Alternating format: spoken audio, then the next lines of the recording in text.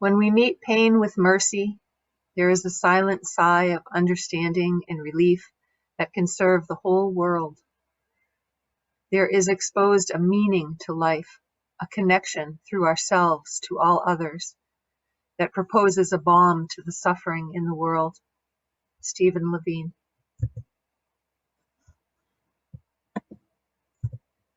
So welcome to Module 3, Week 9, Understanding and Accepting Loss.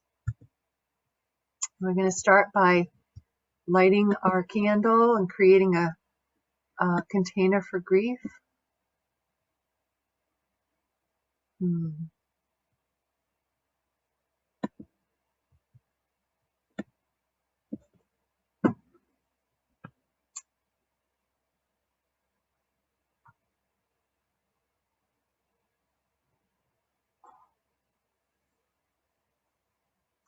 And again, a reminder of what we're doing when we light the candle.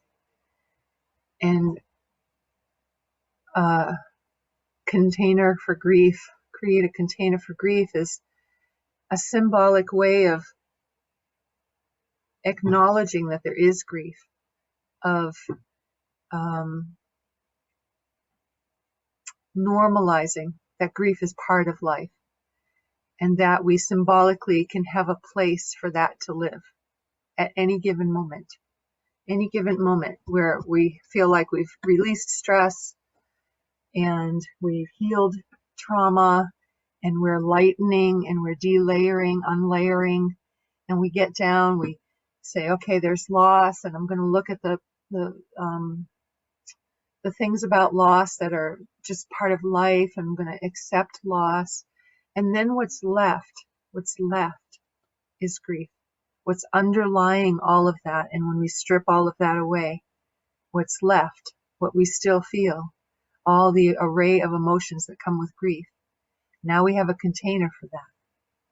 Because we don't want to get rid of grief, we just want to allow it. Grief is its own entity, and it'll move through us and move around us, and we just let it do what it does. So we create this container for grief. Today we're going to start with a tuning in. We're going to check in about last week, go over today's material, and we'll share the love, share our love with ourselves and with each other. And we'll start with love, have love all throughout, and end with love. And keep love coming with us during the day too. So let's start with a tuning in. I'm going to play these toning speakers for about 3 minutes and just sit back and listen.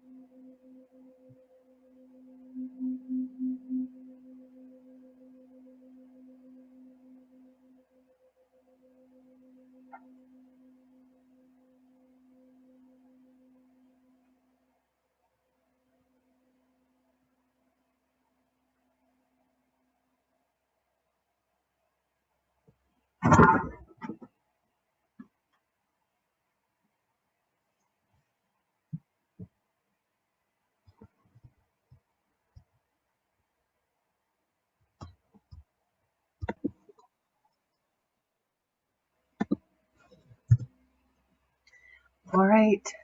So we've just done some really fantastic sharing, and let's move.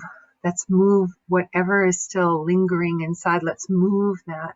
So stand up, breathe, stretch, qigong shake.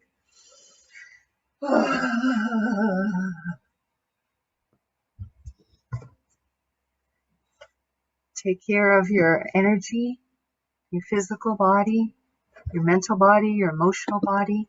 Use your tools. And everybody is muted, so you do whatever you need to do. Play music, love it. Hum,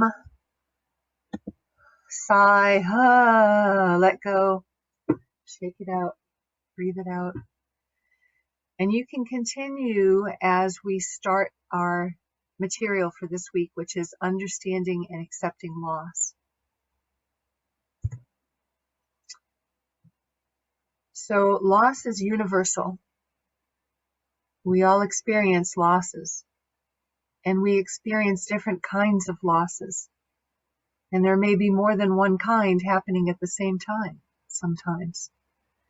We experience large and small losses, things that are one-off, things that are cumulative, individual losses, communal losses. And each one of these losses, each one, wants to be acknowledged, wants to be grieved, wants to be allowed to grieve. So I'm going to ask you all, if you would, to take out your journal when you're ready to come back and sit down, and maybe start a new page, title it Loss I've Experienced. And as we go through different kinds of losses, I'm going to ask people to maybe raise their hand or click on the hand raise and journal and add things to your list as something comes up that makes you think of your own life and things that you have experienced loss around.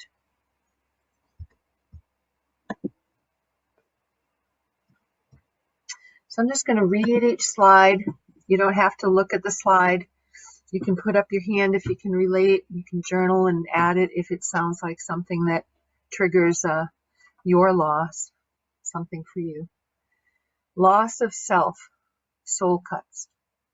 Every day there are moments when we lose a degree of love, hope, faith, or trust in ourselves, in another, in nature, in source. Soul cuts manifest as insecurity, a sense of unworthiness, loneliness, and a feeling of loss of self.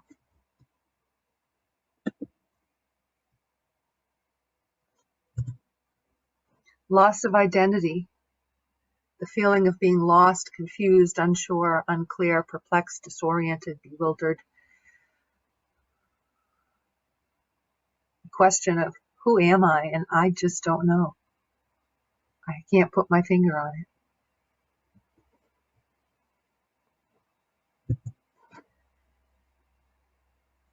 Loss of humanity. When we think about things like genocide and intergenerational and historical trauma, occupied, colonized land, racism, especially with BIPOC, Black, Indigenous, people of color, phobias with the LGBTQ plus community, religious and political persecution, isms like sexism, ageism, classism, etc.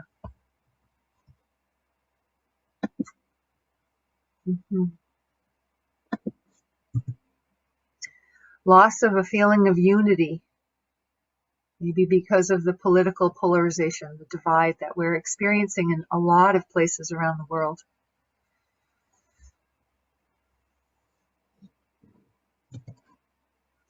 Loss of equality and equity, marginalized groups who endure significant disparities in healthcare, employment, legal rights, housing, access to services, etc.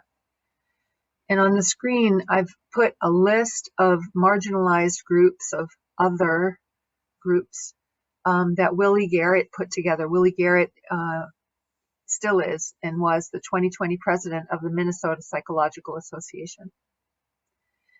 And I want to take a moment to unpack the words equality and equity. So equality and equity can be understood by this picture if you want to look at the screen for a minute. Equality is when people are given the same thing to bring us all to the same place, but it doesn't work that way. Equity is when people are given what they need to bring us up to the same ability or place or opportunity. And then we can go one step further. We can think of liberation, which is when the barriers are removed and supports aren't even needed anymore. So this is another way to deal with inequity.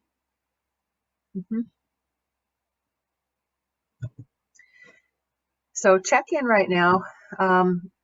Where in your body are you feeling something that might point to that you're in your constructive discomfort zone?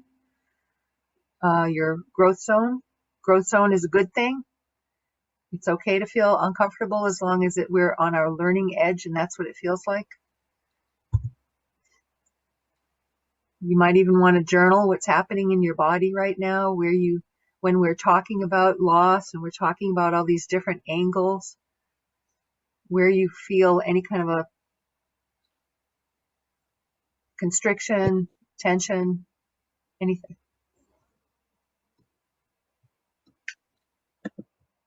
Mm-hmm.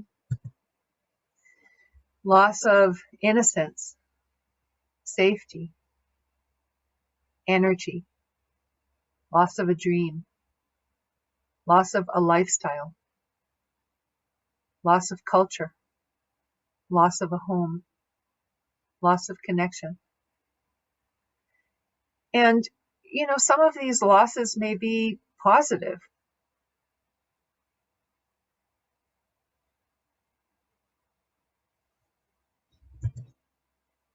Loss of a body part or body parts, loss of health, loss of ability.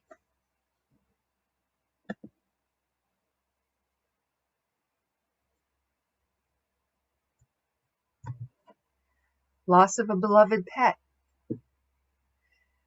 And I find this picture, if you want to take a look at the slide, I find this picture really fascinating that the loss of a pet is so universal and it's so timeless. This particular sentiment of he was only a cat, but he was human enough to be of great comfort in hours of loneliness and pain. This was from someone who lost their pet in 1910.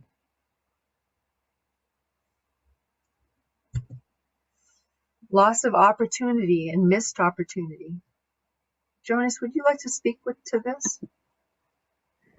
Yes, because they are very similar, and yet they could possibly also have their own distinct qualities.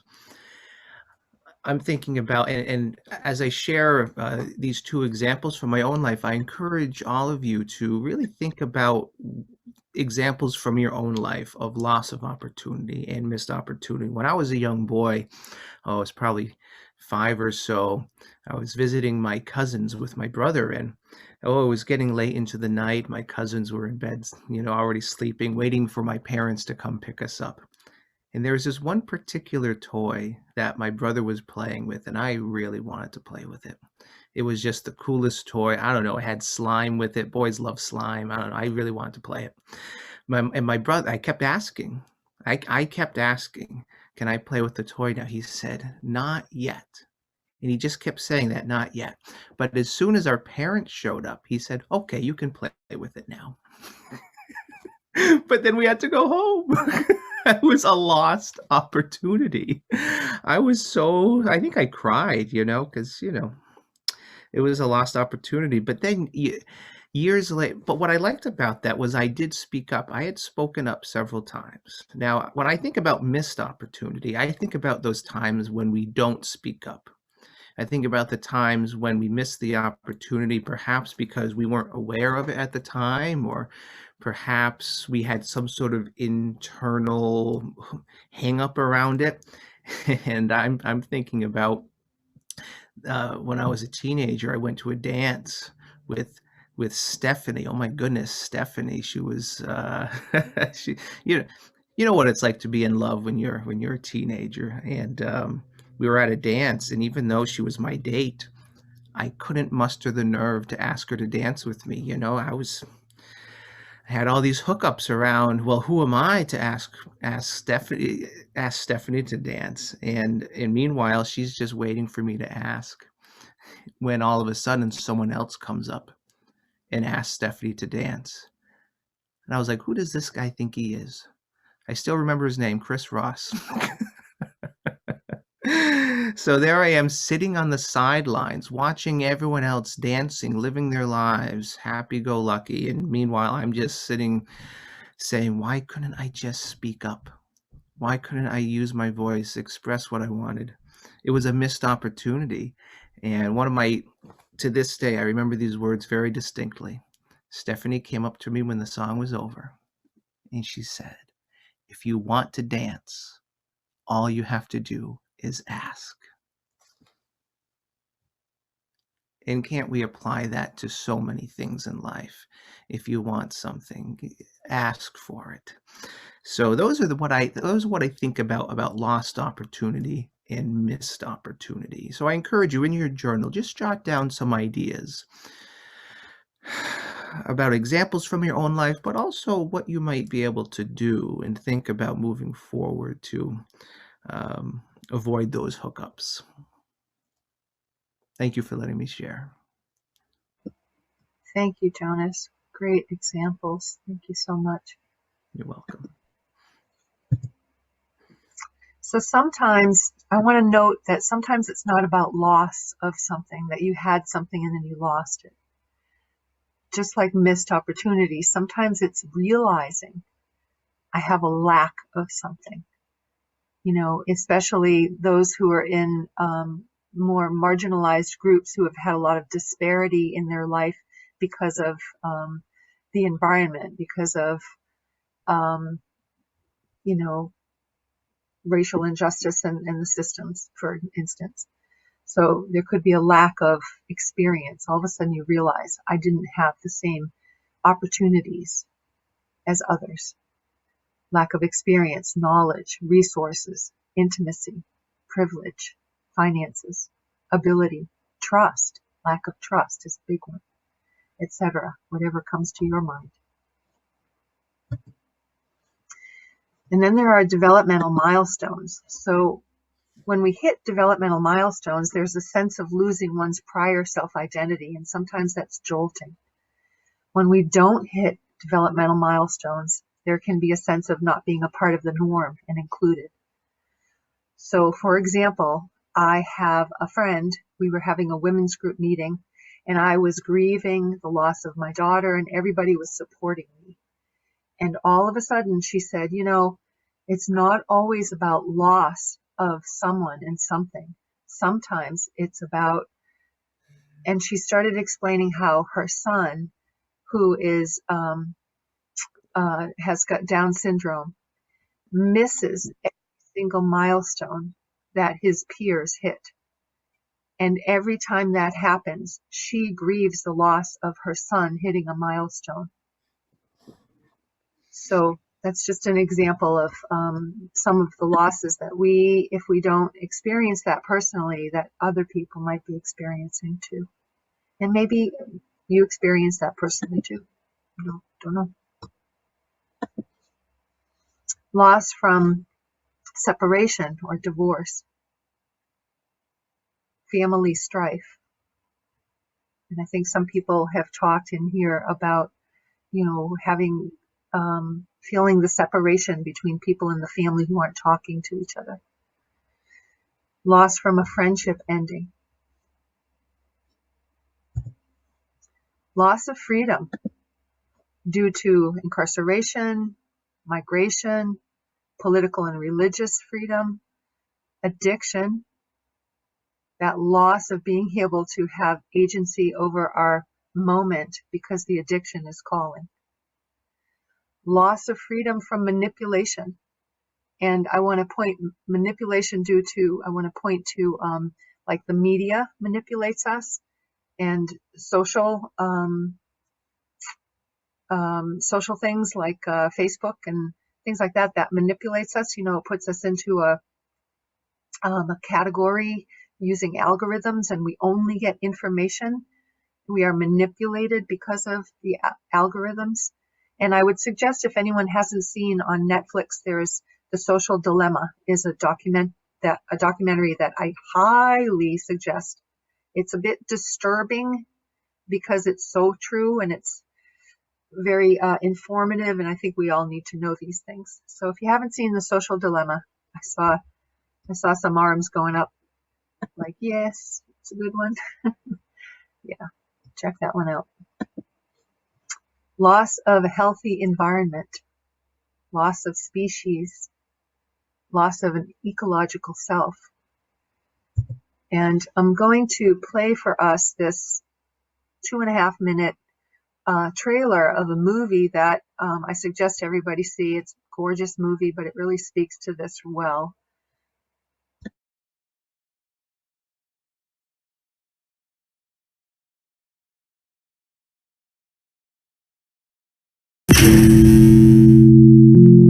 This all started with a promise that we'd leave the big city and build a life in perfect harmony with nature, like a traditional farm from the past.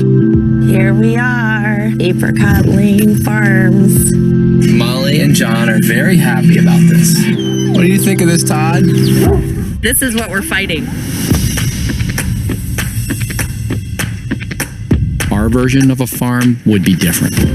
Plants, wildlife, livestock, all working together.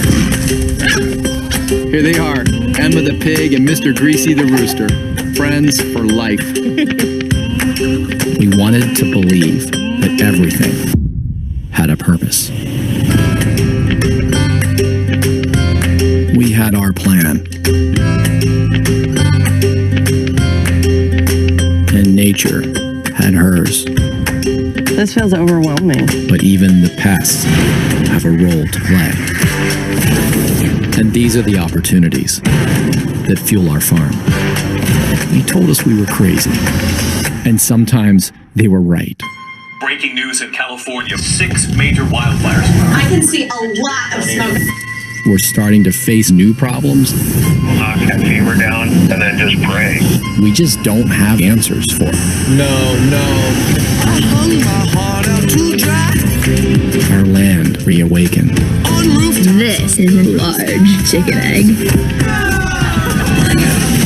Bring it on home. Bring it on home. We saw things Find my love. I'ma bring it on home. that we had never seen before. Bring it on home. Bring it on home. Bring it on home.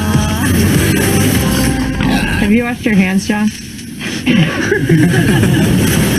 The hardships we face make the dream itself feel so much more alive. John, please be careful.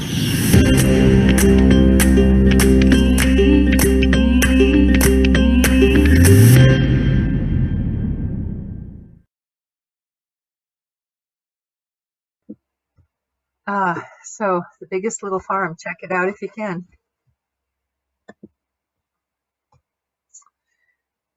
And then there's death, loss from death. Eventually, we each experience the loss of someone significant to us. It's a loss that suddenly changes the trajectory of our life and creates a before and after touchstone. And then there's cumulative loss. So Stephen Levine spoke of a well where losses are stored. When there's a loss, we dip our finger into the well and we stir up what's already in there. So people experience multiple loss in a short amount of time. We also experience the accumulation of years of losses. And these both cause new losses to gain more significance. Expressing loss, all these different losses, is done with grieving. So it's natural to experience an array of emotions, to stress, trauma, and loss. And we call this array of emotions grief. And as we experience this array of emotions, we say we are grieving. So check out what you're feeling in your body. Tune in. Could even jot it down.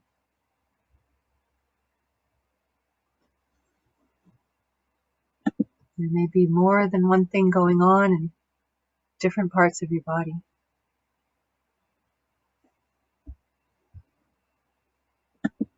Just observe.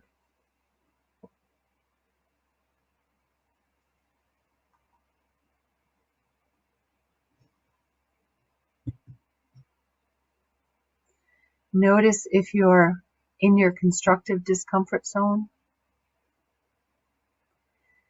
If you've been kicked into your danger zone, come on back.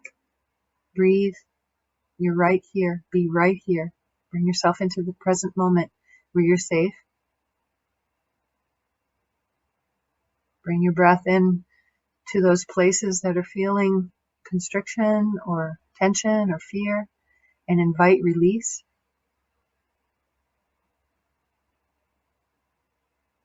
Remind yourself that you are okay right now.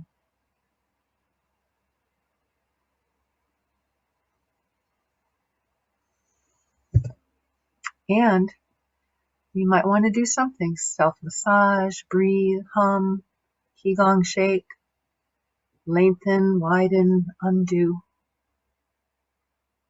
Do what you need to bring yourself to the present moment. Reframe. Name the emotions. Whimper, cry. If trauma comes up, release and replace. Rock back and forth, wobble your head. Use breathing, grounding, and resourcing. And you may also want to complete the action. So maybe something's coming up that you want to follow it through and you want to complete the action. Something that was thwarted that wants to be seen and heard and wants to be moved now.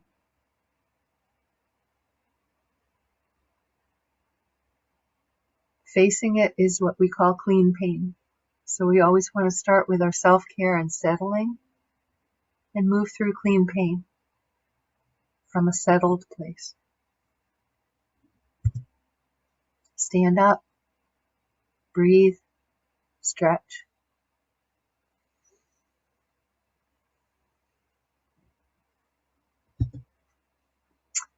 And then you can take an eye break and not look at the screen now. You can either close your eyes or look off in the distance. Sometimes pain and illness are not meant to be removed. You can't second guess God. Rather than praying for it to go away, it's often wiser to pray that you learn as much from it as you possibly can. Stephen Levine. And Jonas, would you take us away here? Would you take over these slides? I'd be happy to.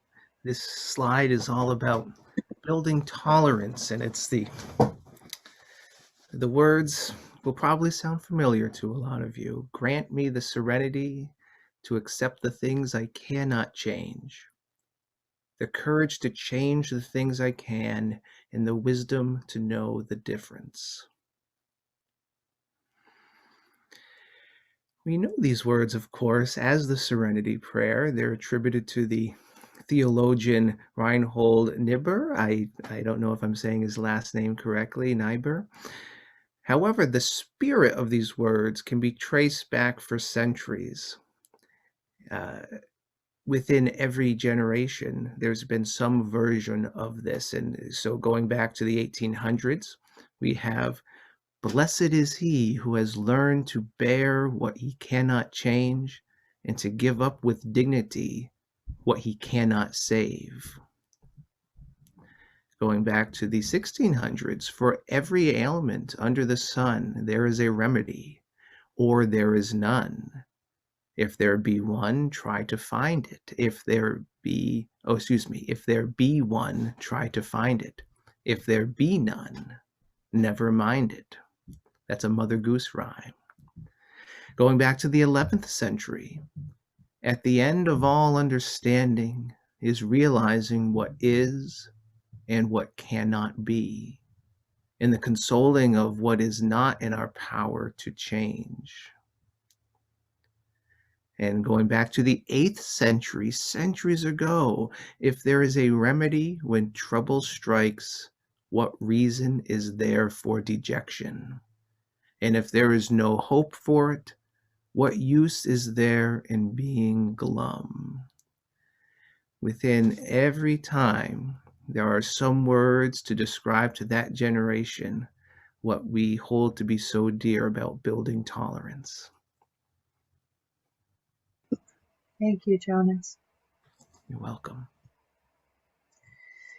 So, an interesting thing about the Serenity Prayer is it wasn't always called the Serenity Prayer.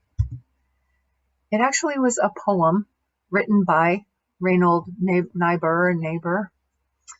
And it started with courage. Give us courage, he asked. Give us courage to change what we must alter.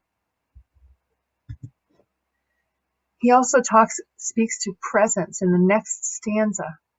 He says, living one day at a time, enjoying one moment at a time.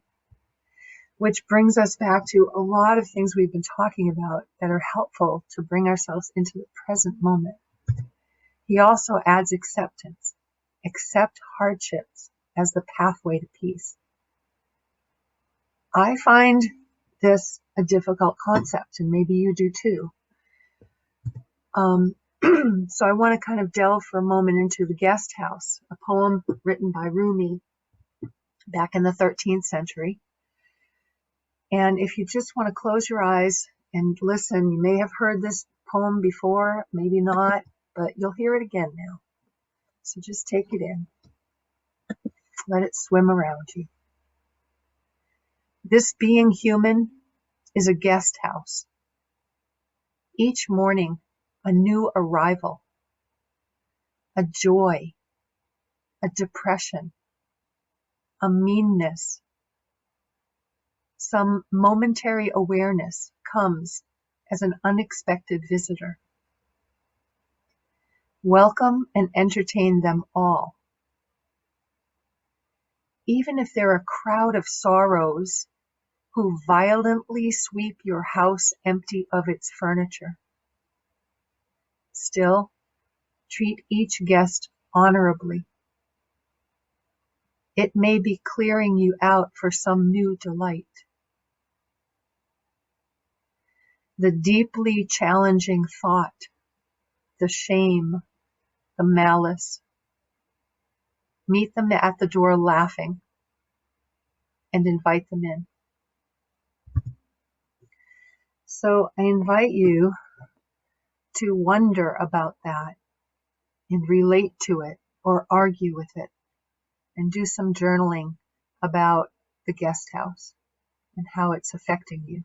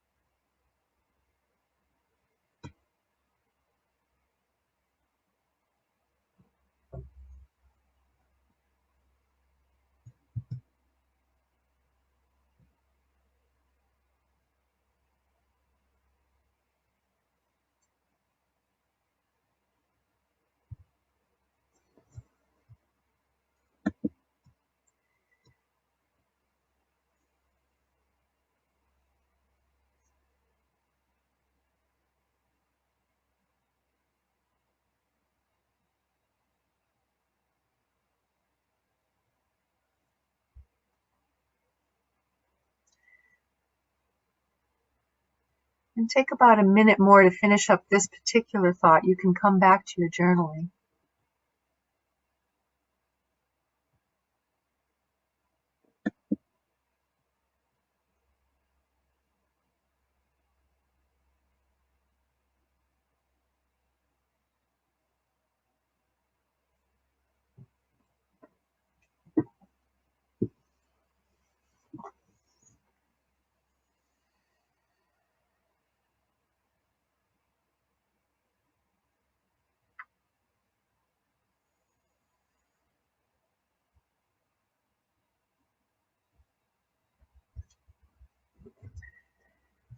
And bring yourself back to our group.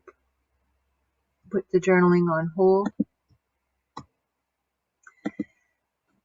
And I want to express or share my experience of these moments that are so hard to wrap my mind around. And sometimes it's just an instant reaction. My instant reaction is, holy shit. Holy shit. Something happens. I'm like, holy shit. Instant reaction. And eventually, whatever happened becomes compost. And something ends up growing out from it. I usually have this experience where something precious grows out of this challenging experience. And then I sit back and I realize that that compost really was holy shit. That something sacred came out of that holy shit. So you may want to give yourself another page in your journal or just keep journaling and add in some holy shit experiences.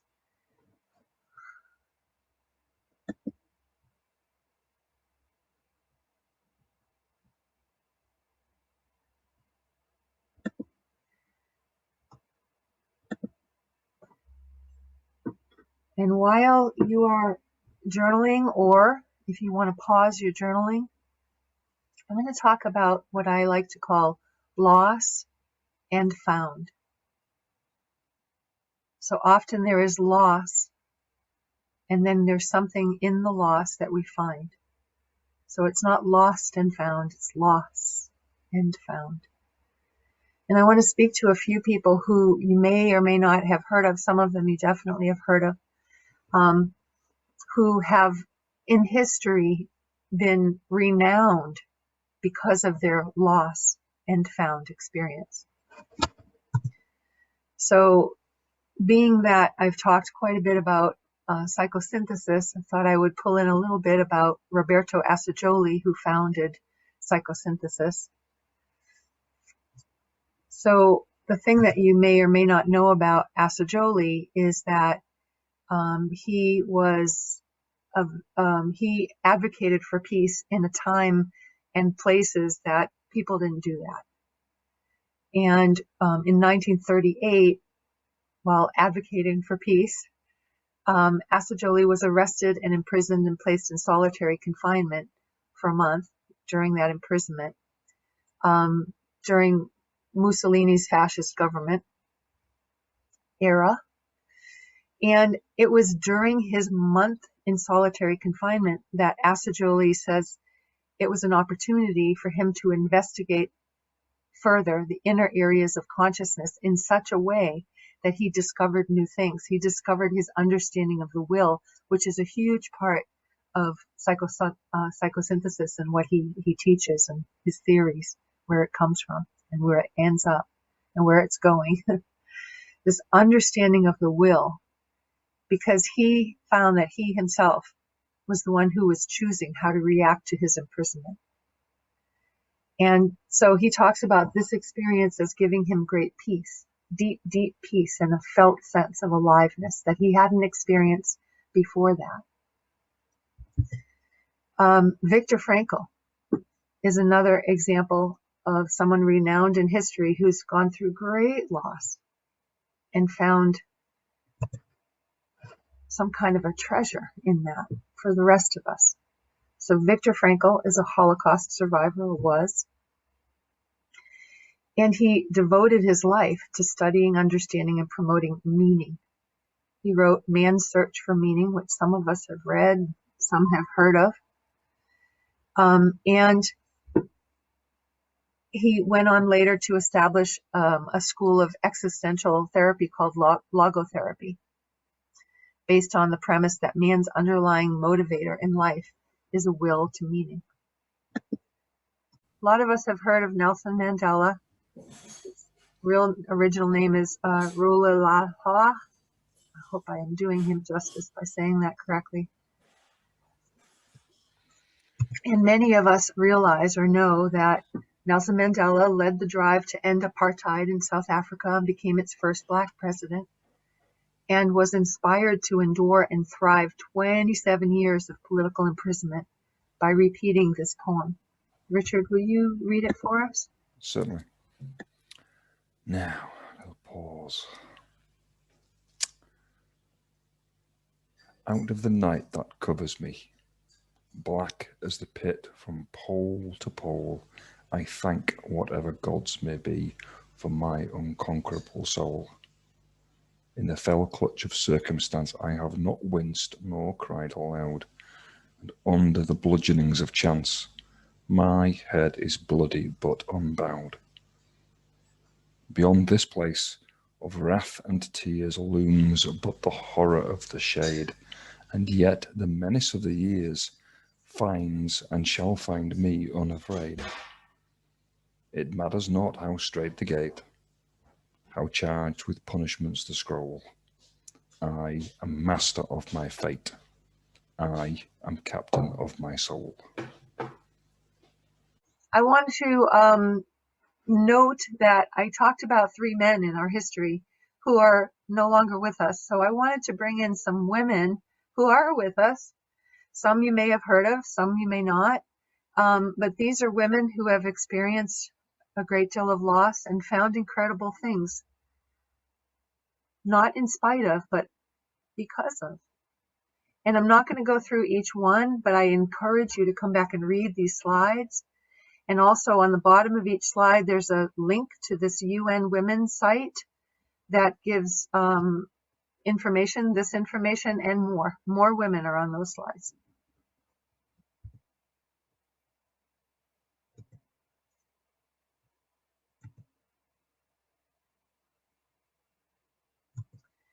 So I'm going to stop here for a second because most people have heard of Malala. Malala is the person who was 10 years old, living in Swat Valley, Pakistan, when the Taliban took control of that area. And they prohibited all cultural activities, including they banned girls from going to school. And Malala spoke up. She was 10 years old and she spoke up. And the Taliban targeted her and she had to leave home for many weeks. And then she came back to Pakistan and again started speaking up.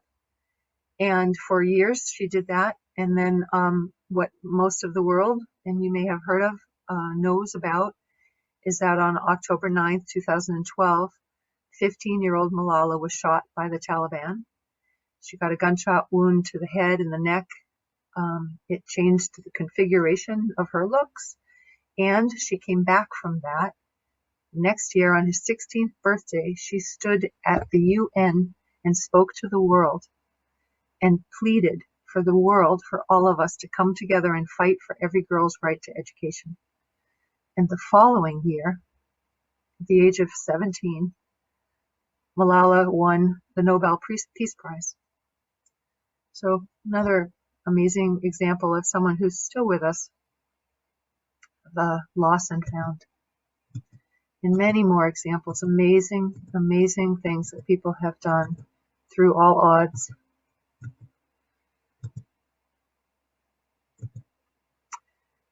Where there is ruin, there is hope for a treasure. Rumi. I want to be like the Who's down in Whoville, who, after the Grinch stole Christmas, realized they never lost it. Jonas Kane.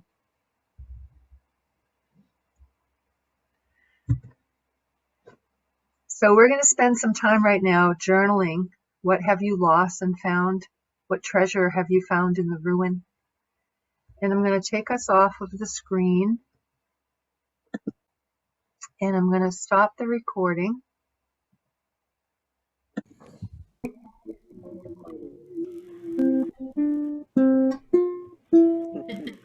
Happy birthday to Allie yesterday. Happy birthday.